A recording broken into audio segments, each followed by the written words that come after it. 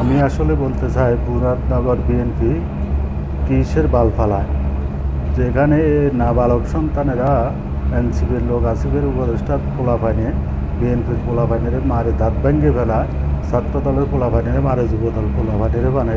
তো বিএনপি কিসের অপেক্ষায় আছে আমরা সেটা বুঝি না।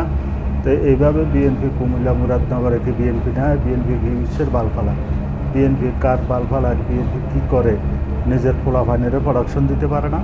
তো এই এখন নতুন পদ্ধতিতে এইভাবে যে বিএনপির উপরে হামলা শুরু করেছে, এদের দিন দিন সাবাইতে অনেক বেড়ে গেছে।